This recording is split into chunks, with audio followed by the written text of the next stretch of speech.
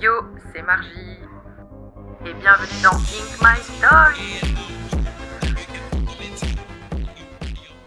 Et aujourd'hui, nous avons avec nous Manu. Je pense que vous la connaissez sous le nom de Attitude Studio. Bienvenue. Merci. Ben écoute, qu'est-ce qu'on va faire déjà aujourd'hui ? Pourquoi on est là ? Eh bien aujourd'hui, nous allons te tatouer. Nous allons tatouer Manu et on vous expliquera après ce qu'elle fait. Après, je vous montrerai l'étendue des dégâts. Pardon. Des dégâts. Alors je t'en... Non, pas des dégâts, mais on va dire que mon bras tatoué, c'est vraiment un projet full Margie's Tattoo. Et du coup, explique-nous un petit peu ce que tu fais dans la vie. Je suis photographe, vidéaste et télépilote de drone. Je gère ma société Attitude Studio de production audiovisuelle, donc au sens large. Pourquoi j'ai voulu t'inviter aujourd'hui ? Déjà parce que tout le bras de Manu, c'est mon travail. Manu est une vieille copine depuis quelques années maintenant. Et puis, on a beaucoup travaillé ensemble. Hey. Elle avait une envie de tatou. Et donc, j'avais envie de partager avec vous son expérience parce que Manu a une vie à 1000 à l'heure, une vie très inspirante qu'elle va vous raconter une fois sur la table. On vous expliquera aussi du coup les tatous qu'elle fait. Tu veux montrer ? Oui, vas-y. Allez. Alors, aujourd'hui, au planning, 3 petits tatous. Attends. Je l'ai.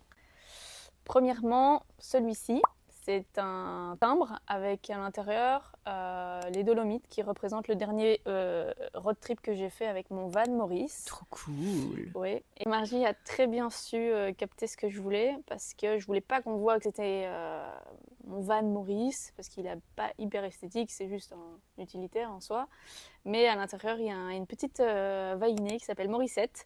Donc elle est au milieu et puis on voit derrière en fait les Tressimé, donc la montagne emblématique des Dolomites. Également me tatouer une espèce de ligne d'arrivée ou un drapeau à damier parce qu'il faut savoir que je suis fan des damiers, mais pas seulement pour le côté esthétique. Mais tu aussi... peux montrer tes chaussettes s'il te plaît.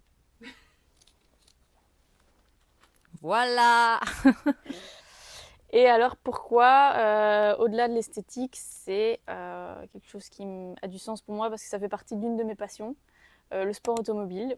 Et je trouve que là-dedans, il y a beaucoup de sens dans le sens où généralement quand on voit le drapeau à damier, c'est qu'on arrive à la fin d'une course et que tant qu'il n'est pas brandi, c'est jamais fini.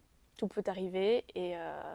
Là, en l'occurrence, c'est un peu le moment parce que cette année, je suis devenue ambassadrice d'une marque de voiture. Wouh, bravo. Et ça, c'est vraiment, comme je suis une passionnée d'automobile, de par le passé de mon papa et qui nous a toujours transmis ça aussi, ça me tenait super à cœur. Et donc, enfin, je vais avoir un petit damier sur moi avec une petite inscription qui dit « Oh yes, I can ». Ça, on va en parler aussi. Et enfin, le dernier tatou, c'est... très minimaliste. Littéralement 2 lignes. C'est 2 lignes. Ce n'est pas une flèche, c'est un toit. Parce que j'ai terminé de construire ma maison et que j'ai enfin un vrai toit à moi qui m'appartient sur ma tête. Même si j'ai eu Maurice avant, là c'est vraiment une maison en dur et c'est chez moi, quoi. Voilà. Trop cool, j'ai trop hâte. Ouais. Trop hâte de venir voir enfin la maison finie. Est-ce qu'on passe au tatou ? Allez, let's go. Alors là, je vais nettoyer la peau de Manu pour lui mettre ses nouveaux petits tatous. Je vais juste un petit peu te raser. Je tiens quand même à dire que j'ai une peau qui est très sensible et que j'ai jamais eu aucun problème quand je me suis fait tatouer chez toi. C'est vrai. Alors là, je vais mettre le Yes I. Ça va ? Oui, mais c'est très bas sur mon bras. Première fois que je te fais un tatou si voyant. Non. Bon, non. Enfin, si bas, quoi. Attends, je te mets l'autre. C'est du damier. C'est du damier, donc c'est ok. C'est ok. C'est quoi ton préféré pour l'instant que je t'ai fait ? Ouais. Ou le disco. Ah ouais ? Ouais. Vas-y, va voir. C'est incroyable. C'est très sympa, hein. C'est froid, sa mère. Là, on fait la petite maison, le petit toit sur sa côte parce que... J'ai une maison sur la côte.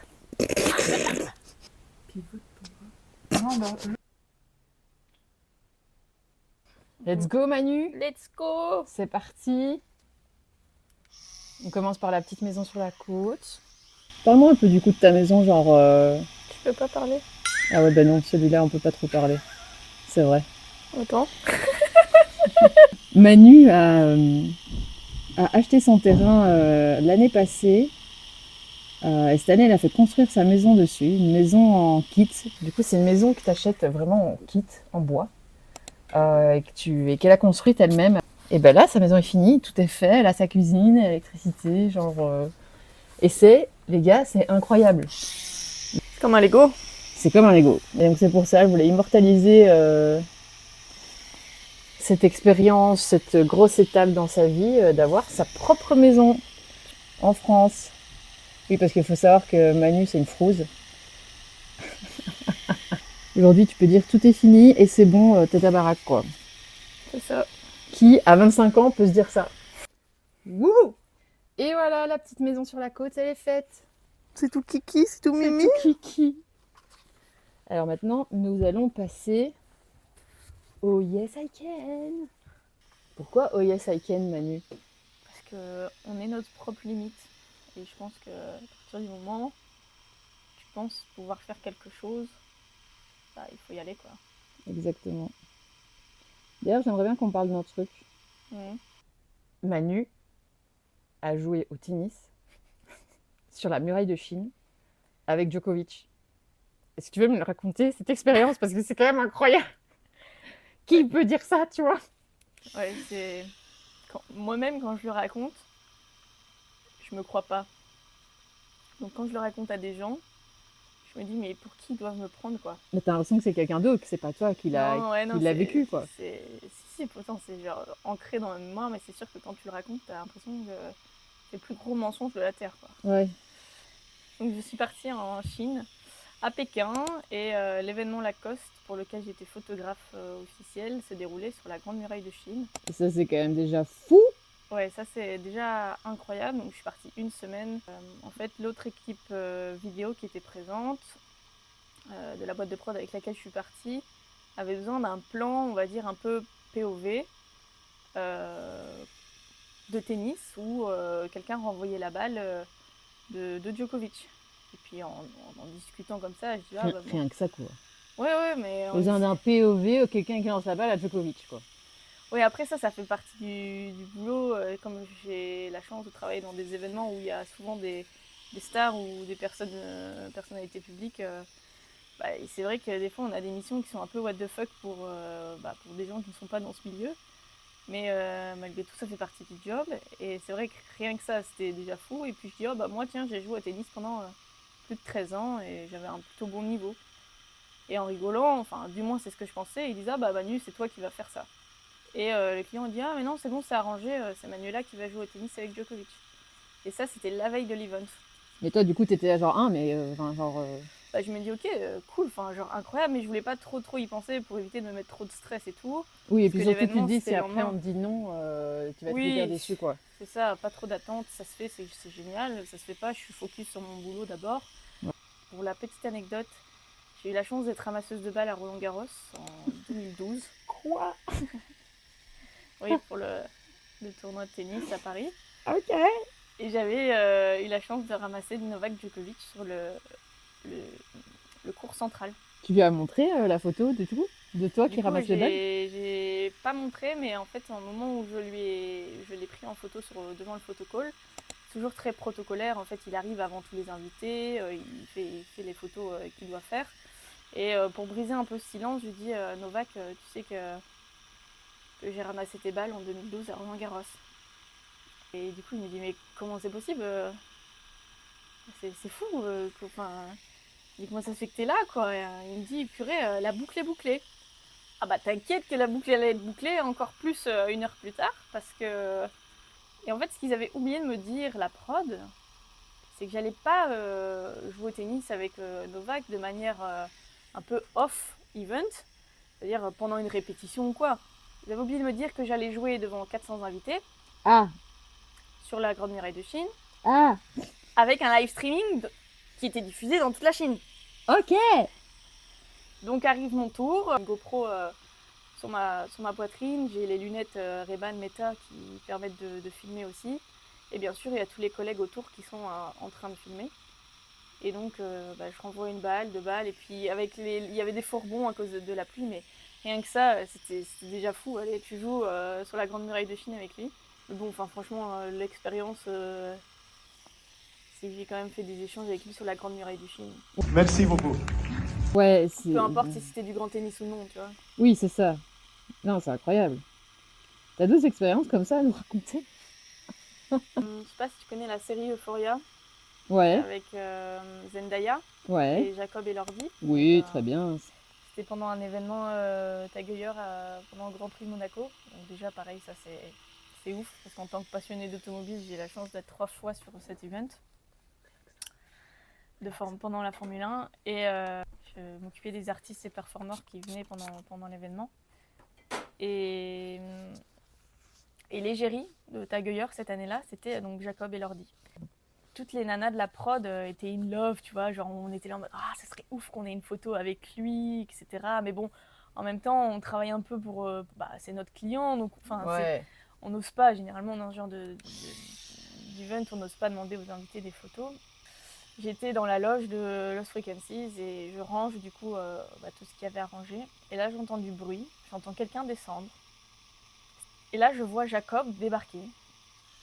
Déjà là je lève la tête, je fais attends quoi? Hello! Hey! Puis il me dit ah, tu as besoin d'aide? J'étais en train de remplir une caisse de boissons en fait. Je dis non, t'inquiète pas, ça va. Et puis il y a une amie à lui qui arrive. Et puis, allez, là, j'étais vraiment toute seule. Et puis il me dit non, mais en fait, tu vas pas porter cette caisse, elle est beaucoup trop lourde pour toi.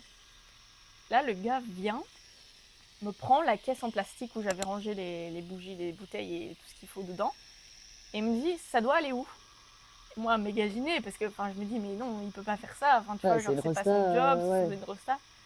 Et puis il insiste, et je dis bon bah écoute, il y avait des escaliers à monter, donc on remonte. Là en fait ce qu'il savait pas, c'est qu'il fallait la déposer dans ma voiture qui était à l'extérieur du bateau. Donc il y a toutes les filles de la production qui me voient passer avec Jacob qui a ma caisse dans ses mains. Ouais, c'est ça. Et moi à côté, et genre les filles genre What the fuck? et le gars continue, il me dit non mais je viens avec toi. Il sort du bateau, il descend à la passerelle, et là j'ouvre mon coffre, il me met la caisse dans le coffre. Ok. Enfin, je lui dis merci beaucoup et il me dit mais c'était cool de se rencontrer. Là, le mec me fait un hug. Tu vois, les hugs à l'américaine, vraiment bien collé, quoi. Et là, je le vois courir avec sa petite mèche dans l'eau. Tu sais, il court un peu comme un bad boy, comme ça, et puis il retourne au bateau. Et là, moi, j'étais littéralement devant mon coffre. Là, je le regarde partir et je dis qu'est-ce qui vient de se passer? Oui, c'est pas possible. Voilà. Putain, c'est incroyable. Et tu peux me parler de Cara Delevingne? On est un peu jalouse aussi, ça. La première fois que je l'ai vu, c'était sur la Fashion Week de Paris, pendant le défilé Fendi. Et la deuxième fois que je l'ai shooté, c'était au Festival de Cannes, à la soirée APM Monaco. Ouais. Mais là, franchement, c'est pas l'invité que j'attendais le plus, quoi. C'est qui? Donc moi, c'était Charles Leclerc, Ah ouais? le pilote F1 Ferrari. Et voilà pour celui-là. Et du coup, voilà, Charles Leclerc. Ouais. Petit lien incroyable. Le dégradé, il est fou. Et le petit dernier. Let's go. Après, j'ai shooté d'autres personnalités, mais souvent des influenceurs et tout, et je suis pas hyper douée pour les reconnaître. Il n'est pas très monde de l'influence. Dans mon boulot, je suis un peu... En vrai, non. Ah, il fait pas du bien celui-là. Ah, sorry. Donc c'est pas trop mon truc, mais en soi, je bosse avec des influenceurs. Et ça, c'est ok, parce que j'aime bien créer du contenu. Là, par exemple, je bosse pour Estelle Raquet, qui est la Good Vibe. Ouais. Vraiment, c'est vraiment un chouette contenu qu'on crée ensemble. En fait, les influenceurs télé-réalité, j'aime pas ça. Par contre, il y a plein de gens qui pourraient dire genre non mais Manu, elle a trop de chance. Comment elle fait pour faire tout ça? Elle a eu de la chance, elle a eu des pistons dans sa vie. Je peux vous confirmer que non. Ah oui, bien sûr que tu as eu certainement à un certain moment de la chance, tu as eu une bonne étoile à ce moment-là. Tu peux un peu nous expliquer, genre le mot flemme n'existe pas dans ton vocabulaire, tu vois. Non, clairement, ce que Manu veut, Manu a. Voilà. J'ai un peu ça dans ma tête. Ça peut paraître prétentieux ou... Et c'est juste la chance tu la provoques ou les opportunités, tu les saisis. J'ai fait 3 saisons, j'ai commencé à travailler, j'avais 15 ans. Après, j'ai créé mon entreprise et je me suis lancée donc, dans l'entrepreneuriat. Et donc, j'ai toujours été obligée de me débrouiller. Et en fait, si je me bouge pas les fesses, bah, ça va pas forcément venir facilement. Donc je pense que oui, je suis toujours allée de l'avant et oui, des opportunités, j'en ai jamais vraiment refusé. Et c'était quoi le projet qui t'a fait le plus kiffer? C'est dur comme question. Ah ah! Pas spécialement en termes de contenu, mais genre en termes de souvenirs. Bah, par exemple, il y en a un qui me vient, c'est la première fois que j'ai été officiellement accréditée en tant que photographe officielle avec un artiste. Et c'était le Touquet Music Beach Festival au Touquet Trop bien. avec Henri PFR. Et donc vraiment ce soir-là, c'était un souvenir mémorable de pouvoir être sur scène avec l'artiste, de capter l'énergie de cet artiste. C'est Henri PFR, c'est ça? Ouais, c'était Henri PFR. Vraiment, Un Belge en plus. Ouais, je garde un souvenir de malade. À l'époque, j'étais toute jeune, j'avais 19 ans.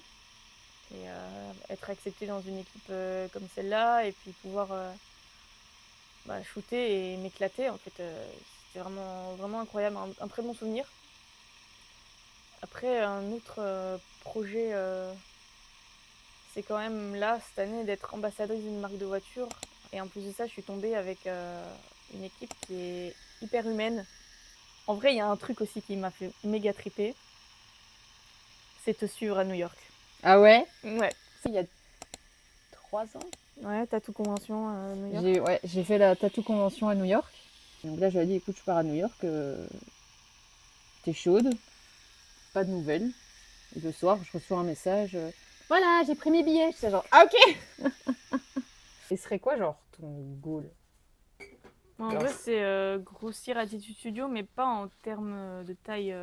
En fait, c'est rester à taille humaine, mais faire des productions vidéo plus importantes.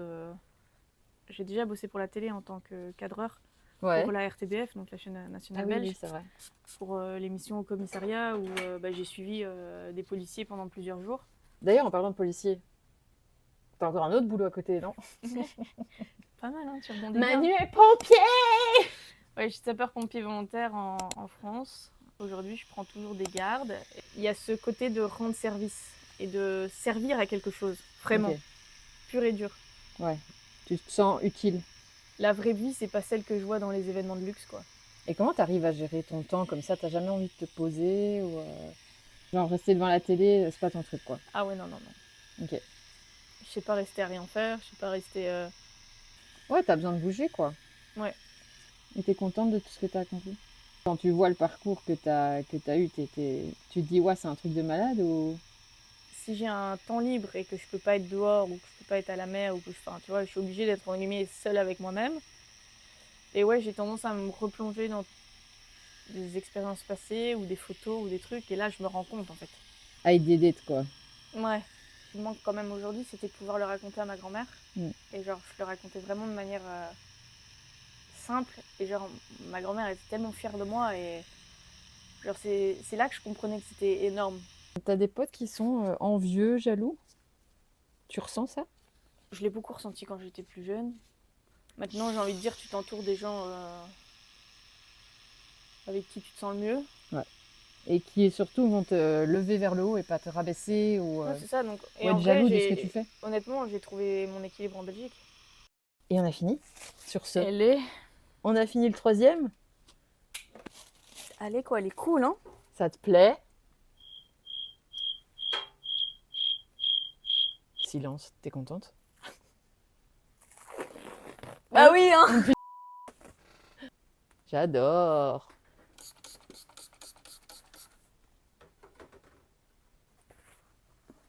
Ah, c'est incroyable. Il y en a un que j'aimerais bien que tu me montres. Plus 32. Souvent, les gens me disent, mais pourquoi t'as fait un plus 32? Bah, c'est l'indicatif belge. Belgium is calling, quoi. Enfin, je reviens pas, j'ai fait ça là, quoi. Encore une fois, tu vois, je me suis pas trop posé de questions. Non, là aujourd'hui, tu t'es pas trop posé de questions, c'est vrai. C'est cool, non? Ah, ça claque de ouf! Je suis dans une période one life, là. Hein. Lily, elle t'a percé, moi je t'ai tatoué, hier tu t'es coupé les cheveux. Qu'est-ce qui se passe, quoi? Vous avez plus qu'à mettre un coiffeur ici. Hein. T'as kiffé? Ouais, franchement. Tu kiffes tes nouveaux tatous? Ouais. Bah, comme d'hab, hein. Ouais. En vrai, je suis trop contente que ce soit toi qui continue de faire mon bras. Ouais, de ouf. Interdit d'aller ailleurs. Hein. Là, j'ai l'impression qu'il n'est pas fait. Enfin, genre, tu vois que enfin, ça peut s'enlever. Ah non, je te jure, ça reste. Non, attends, j'ai pas observé. Genre, tu sais, d'habitude, j'observe vraiment fort. Bon, c'est pas drôle, j'ai même pas un truc à dire, genre. Bah super, merci. Voilà, allez. T'as d'autres questions? Quoi? T'as d'autres questions? Non, enfin si. T'as kiffé le moment? T'as passé un bon moment? Toujours avec Margis Tattoo, hein. Oui, j'avais une dernière question. C'est quoi ton meilleur souvenir avec moi? Ah ah. Ouais, franchement, New York. Ouais, c'était le meilleur souvenir? En vrai, franchement, New York, c'était fou parce qu'on était vraiment, pour le coup, pendant longtemps ensemble. Ouais, juste à nous deux. Ah, j'avoue, New York. Moi, franchement, tu m'as fait tellement rire.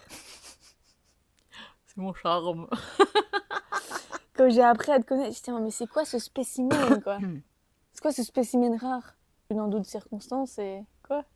Un spécimen rare. C'est pas mal en vrai. C'est vu dans Bah une non, mais circonstance. genre, en vrai, Margis, tu pourrais être un Pokémon. Bah, excuse-moi, mais avec toutes tes têtes. Bah, c'est beau de dire que tu es un spécimen rare. Genre, Ah t'es oui, unique, j'aime quoi. beaucoup. Oui, moi j'adore. En tout cas, merci Manu de nous avoir partagé une partie de toi, une partie de tes expériences. Parce que je sais qu'il y en a encore 15 000, mais bon, fallait faire genre 15 tatous si tu voulais tout raconter. Du coup, merci. Sûrement une plaisir. prochaine. Oui, potentiellement. Oui, Un petit peu. oui. Beaucoup. Beaucoup. Merci Manu. Merci, Bisous, bisous. Marie.